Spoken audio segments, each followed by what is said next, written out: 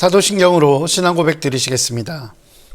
전능하사 천지를 만드신 하나님 아버지를 내가 믿사오며 그 외아들 우리 주 예수 그리스도를 믿사오니 이는 성령으로 잉태하사 동정녀 마리아에게 나시고 본디오 빌라도에게 고난을 받으사 십자가에 못 박혀 죽으시고 장사한 지 사흘 만에 죽은 자 가운데서 다시 살아나시며 하늘에 오르사 전능하신 하나님 우편에 앉아 계시다가 저리로서 산 자와 죽은 자를 심판하러 오시리라.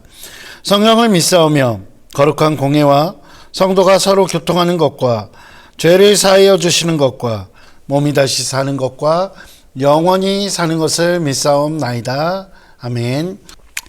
오늘 함께 은혜 나누실 말씀은 사도행전 4장 23절부터 31절까지의 말씀입니다. 사도행전 4장 23절부터 31절까지의 말씀입니다. 제가 가지고 있는 신약성경 193면에 있습니다. 신약성경 193면입니다. 사도행전 4장 23절부터 31절까지의 말씀입니다. 다 찾으신 줄 알고 제가 봉독해 올리도록 하겠습니다. 사도들이 노임에 그 동료에게 가서 제사장들과 장로들의 말을 다 알리니 그들이 듣고 한 마음으로 하나님께 소리를 높여 이르되 대주제여 천지와 바다와 그 가운데 만물을 지은 이시오 또 주의 종 우리 조상 다윗의 입을 통하여 성령으로 말씀하시기를 어찌하여 열방이 분노하며 족속들이 허사를 경영하였는고 세상의 군왕들이 나서며 관리들이 함께 모여 주와 그의 그리스도를 대적하도다 하시니로소이다. 과연 헤롯과 본디오 빌라도는 이방인과 이스라엘 백성과 합세하여 하나님께서 기름 부으신 거룩한 종 예수를 거슬러 하나님의 권능과 뜻대로 이루려고 예정하신 그것을 행하려고 이 성에 모였나이다. 주여 이제도 그들의 위협함을 굽어보시옵고 또 종들로 하여금 담대히 하나님의 말씀을 전하게 하여 주시오며 손을 내밀어 병을 낫게 하시옵고 표적과 기사가 거룩한 종 예수의 이름으로 이루어지게 하옵소서 하더라. 빌기를 다함에 모인 곳이 진동하더니 무리가 다 성령이 충만하여 담대히 하나님의 말씀을 전하니라. 아멘. 할렐루야. 오늘도 저와 여러분들의 삶 가운데 하나님께서 베푸시는 놀라운 은혜가 가득 넘치기를 주님의 이름으로 소망합니다. 오늘 함께 읽으신 본문은 사도행전에 나오는 두 번째 기도문이라고 이야기할 수 있고, 그리고 사도행전에 나오는 가장 긴 기도문이라고 할 수 있는 본문입니다. 그리고 이 기도 안에는 기도에 대한 다양한 다양한 부분들에 대한 가르침들이 담겨져 있기 때문에 이 기도 본문은 굉장히 중요하다라고 여길 수 있습니다. 특히 예수님의 제자들이라고 할 수 있는 이 초기 기독교 공동체, 초기 교회의 기도들을 통해서 우리의 기도를 한번 살펴보는 그런 시간들을 함께 나누어 보기를 원합니다. 여러분들 혹시 기도란 무엇이냐라는 질문을 받으시면 뭐라고 대답하시겠습니까? 여러분, 기도가 무엇입니까? 아마 다양한 대답들이 있을 것이라고 생각됩니다. 그 중에서 가장 많은 답은 하나님과의 대화라고 말씀들 하시지 않을까 생각합니다. 그리스도인은 우리를 지으신 하나님과 함께 대화하고 이야기를 나누는 존재입니다. 하나님의 백성으로서 믿음의 선진들도 많이 끊임없이 하나님과 대화를 나누었습니다. 그렇게 우리는 아브라함의 하나님, 이삭의 하나님, 야곱의 하나님이라고 이렇게 하나님을 부르기도 하고, 또한 나의 하나님이라고 이야기할 수도 있는 것입니다. 다시 말해 기도는 우리가 알 수 없는 그 절대자와 깊은 교제라고 말씀드릴 수 있는 것입니다. 재밌는 것은 무엇이냐면 기독교뿐만 아니라 모든 종교에는 기도라는 행위가 있다라는 것입니다. 이 사실은 어떻게 보면 기독교만 기도가 있는 것이 아니야? 라고 이상하게 생각하실 수도 있지만 사실은 모든 종교에 기도가 있다라는 것은 어떻게 보면 모든 사람들이 절대자와 이야기를 나누고 싶어하고 교제를 나누고 싶어하는 것, 그것은 자연스러운 일이라는 것을 우리에게 시사하고 있는 것입니다. 기도를 의미 없다라고 이야기하는 사람들이 있다면 그들은 신의 존재 또는 절대자의 존재를 부인하는 경우에만 가능한 것입니다. 마찬가지로 신앙인인 그리스도인이 기도를 등한히하고 기도를 중요하게 여기지 않는다라고 하면 그것은 하나님의 존재를 가볍게 여긴다라고 밖에는 말할 수 없는 것입니다. 예수님께서도요, 이 땅에 오셔서 끊임없이 기도하셨고 제자들에게 기도의 모범을 보이셨습니다. 그리고 기도를 가르치셨습니다. 그러므로 우리 그리스도인에게 있어 기도라는 것은 참으로 중요한 의미를 지니고 있다라고 말씀드릴 수 있을 것입니다. 이런 맥락에서 보면 그리스도인의 기도, 그리스도인들의 기도는 어떻게 보면 교회의 가장 근간을 어떻게 이야기할 수 있는 그 근본이 되는 행위라고 이야기할 수 있습니다. 이스라엘 백성들, 특히 예수님의 제자들 가운데 유다가 빠지고 난 그 공석이 생겼지요. 그래서 2명의 후보자를 내세우고 그 사도들은 어떤 행동을 했을까요? 가장 먼저 했던 것, 그 둘 중에 누구를 사도로 결정해야 할까? 그 어려운 고민 가운데 이스라엘 백성들과 그 사도들은 가장 먼저 기도했습니다. 그 교회 공동체는 바로 기도했다는 것입니다. 사도행전 1장 23절에 그들이 두 사람을 내세우니 하나는 바사바라고도 하고 별명은 유스도라 하는 요셉이요 하나는 마띠아라. 그들이 기도하여 이르되 무사람의 마음을 아시는 주여, 이 두 사람 중에 누가 주님께 택하신 바 되어 봉사와 및 사도의 직무를 대신할 자인지를 보이시옵소서.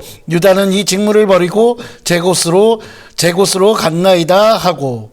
예루살렘의 그리스도인들, 그들은 하나님 앞에 기도했다는 것입니다. 오늘 본문 역시 마찬가지입니다. 베드로와 요한이 감금되었다가 풀려났습니다. 그리고 그 풀려난 이후에 사내들인의 유대 교회 그리고 유대 어떤 그 공동체의 지도자들로부터 많은 협박과 그리고 위협을 들었습니다. 무엇입니까? 예수님을 전하는 것, 그것을 금지당한 것입니다. 그리고 그 사실을 베드로와 요한은 풀려나고 난 이후에 자신이 속해 있는 교회 공동체에 전하게 됩니다. 그러자 교회 공동체들, 그 어려운 위협 앞에서 그들이 행했던 행동은 무엇입니까? 바로 기도입니다. 오늘 본문 23절과 24절 상반절입니다. 사도들이 노임에 그 동료에게 가서 제사장들과 장로들의 말을 다 알리니 그들이 듣고 한 마음으로 하나님께 소리 높여 이르되, 하나님께 소리 높여 이르되, 바로 그들은 당연스럽게도 하나님께 기도하기 시작했다는 것입니다. 왜냐하면 그리스도인들에게 하나님과의 대화는 가장 근본적인 신앙의 표현이자 뿌리이기 때문입니다. 한 가지 안타까운 것, 그것은 무엇이냐면 기도의 자리가 조금씩 밀려나는 시대를 살아가고 있다는 것입니다. 이렇게 설교를 하고 있는 저조차도 때로는 분주함 속에서 기도를 등한시하고 있는 것이 아닐까라는 반성을 해보게 됩니다. 정신없이 바쁜 사회를 살아가는 많은 그리스도인들이 기도의 가치를 부정하지는 않습니다. 기도가 중요하다라고 이야기합니다. 그러나 그리스도인이라고 이야기하는 많은 사람들 중에 그들이 정말로 하나님께 기도하는 그 시간을 따로 떼어놓고 그리고 그것을 사용하는 데 있어서, 자신의 시간을 사용하는 데 있어서 인색해지는 경향이 너무나 많다는 것을 우리는 부정할 수 없을 것입니다. 그 결과 그리스도인이라고 이야기하는 많은 사람들이 드물게 기도하거나 아니면 교회의 기도 시간에만 기도하는 경우들이 있습니다. 식사 앞에서 식사 기도하는 것, 그것만으로 만족하는 경우들도 너무나 많습니다. 참 재미있는 것은 교제를 나누기 위해서 또는 운동 경기를 함께하기 위해서 혹은 영화를 보기 위해서 그리스도인들이 모이기는 합니다. 그러나 기도를 하기 위해서 모이지는 않는 그런 현실 가운데 우리는 살아가고 있다는 것입니다. 이런 현실 가운데서 우리는 분명 우리의 신앙을 다시 한번 점검해 봐야 할 것입니다. 우리는 예수님을 통해 하나님과 화목하게 된 사람들입니다. 그러나 그 하나님과 함께하는 시간을 보내고 대화하기를 원하지는 않는다는 것입니다. 만약에 그렇다면 정말로 우리의 신앙이 우리와 화목하게 된 하나님과 함께하는 것, 함께 교제하고 함께 대화하는 것을 즐거워하지 않고 있다면 우리의 신앙은 잘못된 것입니다. 우리가 예수님을 뒤따르기 원한다고, 예수님의 뜻대로 살기를 원한다고 고백합니다. 그리고 성령님과 함께 하기를 원한다고 고백합니다. 하지만 아무리 그렇게 고백한다 해도 우리가 기도하지 않는다면 우리의 고백을 우리의 행동으로 부정하고 있는 것입니다. 왜냐하면 예수님께서는 기도하셨고 쉬지 말고 기도하라고 가르치셨기 때문입니다. 성령의 임재요. 성령의 임재는 오직 기도를 통해서만, 하나님과의 깊은 교제를 통해서만 가능한 일이기 때문입니다. 사랑하는 성도 여러분, 그리스도인은 삶으로 자신의 신앙을 증명해 나가는 사람입니다. 그리고 그 삶에는 예수님을 닮은 많은 선한 일을 행하고 또한 베풀고 사랑을 실천하는 것들, 그런 것들이 바로 그 삶으로 증명해 나가는 것이라고 말씀할 수 있습니다.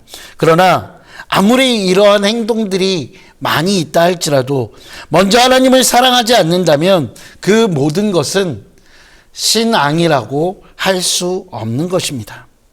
하나님을 사랑하기에 선한 일을 행할 수밖에 없고, 하나님을 사랑하기에 베풀고 사랑을 실천하는 것, 그것이 바로 신앙입니다. 하나님과 대화하지 않고 하나님과 교제 나누는 것을 즐거워하지 않으면 자신을 그리스도인이라 할 수 없는 것입니다. 우리의 삶은 분주합니다. 그러나 그 삶의 분주함 가운데 하나님과 먼저 시간을 나누기를 원하고 하나님께 시간을 드리고 마음을 드리는 그 기도로 뿌리를 튼튼히 하는 그리스도인, 그 그리스도인들 되시기를 주님의 이름으로 축원드립니다. 기도하시겠습니다. 사랑과 은혜가 풍성하신 아버지 하나님, 주님 감사합니다. 하나님, 우리가 하나님 앞에 나아가 기도할 수 있는 것, 그것은 주님께서 우리에게 허락하신 놀라운 은혜임을 우리는 기억합니다. 하나님, 우리가 우리의 겉모습만으로 거룩한 그 겉모습만 거룩한 자가 되지 않게 하여 주시고, 하나님, 우리의 마음이 정말로 주님을 향한 그 사랑으로 가득하게 하사 진정한 거룩함을 누리며 살아갈 수 있도록 주께서 인도하여 주시옵소서. 하나님, 입으로만 주님을 사랑한다고 하는 자가 아니라 우리의 마음과 시간을 들여 하나님과 기쁨을 나누고 교제를 나누기를 아까워하지 않는 그런 기도의 사람들 될 수 있도록 주께서 인도하여 주시옵소서. 저는 감사합니다. 이 모든 말씀 우리 주 예수 그리스도 이름으로 기도합니다. 아멘. 하늘에 계신 우리 아버지여, 이름이 거룩히 여김을 받으시오며 나라가 임하시오며 뜻이 하늘에서 이루어진 것 같이 땅에서도 이루어지이다. 오늘 우리에게 일용할 양식을 주시옵고 우리가 우리에게 죄 지은 자를 사하여 준 것 같이 우리 죄를 사하여 주시옵고 우리를 시험에 들게 하지 마시옵고 다만 악에서 구하시옵소서. 나라와 권세와 영광이 아버지께 영원히 있사옵나이다. 아멘.